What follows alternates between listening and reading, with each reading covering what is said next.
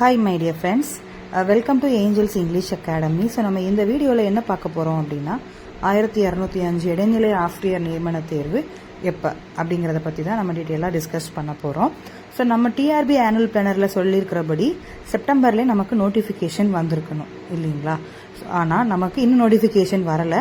So maybe நம்ம நோட்டிஃபிகேஷனை இந்த மந்த் கடைசியில் இல்லை அடுத்த மாதத்துக்குள்ள நம்ம எதிர்பார்க்கலாம். ஏன்னா தேர்தல் வர்றதால கட்டாயமாக எக்ஸாம் வந்து கண்டக்ட் பண்ணுறதுக்கான வாய்ப்புகள் மிக அதிகமாக இருக்குது. ஸோ யாரெல்லாம் டெட் கிளியர் பண்ணியிருக்கிறீங்களோ அவங்க எல்லாருமே இந்த நியமன தேர்வை கட்டாயமாக எழுதணும். அதே போல் இந்த நியமன தேர்வுக்கு ப்ரிப்பேர் பண்ணுறதுக்கான கால அவகாசம் நமக்கு எத்தனை மாதம் கிடைக்கும் அப்படிங்கிறத நம்ம சொல்ல முடியாது. ஸோ இப்போ இருந்தே நம்ம ஸ்டார்ட் பண்ணுறது தான் சரியான முடிவாக இருக்கும். டிஆர்பி எக்ஸாம் ஒரு சிலர் நல்லா எழுதியிருப்பீங்க, ஒரு சிலருக்கு வந்து திருப்திகரமாக எழுதியிருக்க மாட்டீங்க. ஸோ அவங்க எல்லாருமே யூஜிடிஆர்பி எக்ஸாமை ஸ்டார்ட் பண்ணுங்கள். கண்டிப்பாக யூஜிடிஆர்பியில் வந்து நமக்கு அதிகமான மதிப்பெண்களை பிஜிடிஆர்பியை காட்டிலும் நம்ம எதிர்பார்க்கலாம். ஏன் அந்த பாசிபிலிட்டிஸ் அதிகமாக இருக்குது அப்படின்னு பார்த்தீங்கன்னா, பிஜிடிஆர்பியில் நம்ம 110 மார்க்கு தான் நம்மளுடைய மெயின் சப்ஜெக்ட் எழுதுகிறோம். ஆனால் யூஜிடிஆர்பியை பொறுத்த வரைக்கும் 150 மார்க்குக்குமே நம்மளுடைய மெயின் சப்ஜெக்டை தான் நம்ம எழுதுகிறோம் இல்லையா? அப்படிங்கும்போது நம்ம அதிகமான மதிப்பெண்கள் எடுத்து தேர்ச்சி பெறதுக்கான வாய்ப்புகள் அதிகமாக இருக்குது, நம்ம நல்ல முறையில் படித்து அதுக்காக ப்ரிப்பேர் பண்ணும்போது. ஸோ நோட்டிஃபிகேஷன் வந்ததுக்கப்புறம் படிச்சுக்கலாம் அப்படிங்கிற தாமதத்தை நம்ம இந்த முறை பண்ண வேண்டாம். அதுக்காக தான் நம்மளுடைய ஏஞ்சல்ஸ் இங்கிலீஷ் அகாடமியில் நவம்பர் 10 நம்ம வந்து கிளாஸஸ் ஸ்டார்ட் பண்ணுறோம். அதாவது ரெகுலர் கிளாஸஸும் ஸ்டார்ட் பண்ணுறோம், டெஸ்ட் பேட்சஸும் ஸ்டார்ட் பண்ணுறோம். ரெகுலர் கிளாஸஸ் எப்படி இருக்கும் அப்படிங்கிறத நான் உங்களுக்கு ஃபர்ஸ்ட் எக்ஸ்பிளைன் பண்ணிடுறேன். ஸோ இந்த கோர்ஸோட டியூரேஷன் பார்த்தீங்கன்னா 5 months. அதாவது இப்போ நம்ம நவம்பர்லேருந்தே ஸ்டார்ட் பண்ணி நம்ம நோட்டிஃபிகேஷனையும் சீக்கிரமாகவே, அதாவது இந்த ஆண்டு இறுதிக்குள்ளாக இல்லை அடுத்த மாத தொடக்கத்திலே நம்ம எதிர்பார்க்குது. நமக்கு நிச்சயமாக நோட்டிஃபிகேஷன் வருவதற்கான வாய்ப்புகள் அதிகமாக இருக்குது. ஸோ நம்ம வந்து நம்மளுடைய கோர்ஸ் டியூரேஷன் என்னன்னு பார்த்தீங்கன்னா 5 months இருக்க போகுது.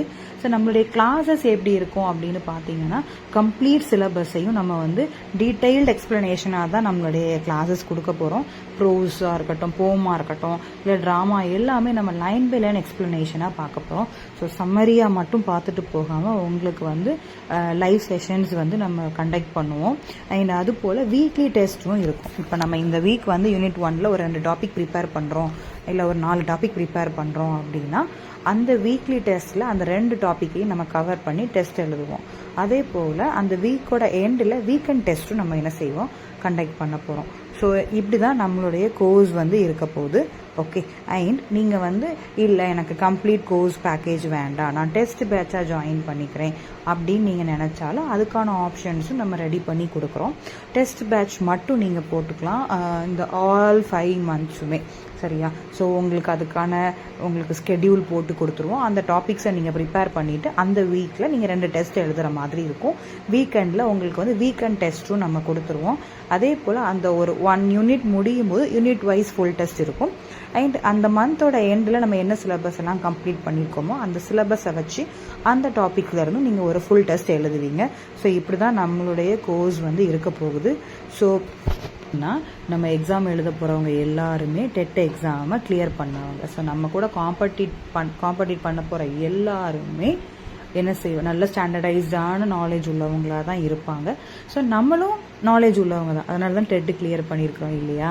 ஸோ என்னால் பாஸ் பண்ண முடியுமா அப்படிங்கிற டவுட்டோடு கடந்து போகாமல் என்னாலையும் இந்த எக்ஸாமை ஈஸியாக கிளியர் பண்ண முடியும், நான் கண்டிப்பாக பாஸ் ஆவேன், நானும் அரசு ஆசிரியராகி அந்த சீட்டில் போய் நானும் உட்காருவேன் அப்படிங்கிற கனவோடு இருக்கிற எல்லாருமே ஏஞ்சல்ஸ் இங்கிலீஷ் அகாடமியை காண்டாக்ட் பண்ணுங்கள்.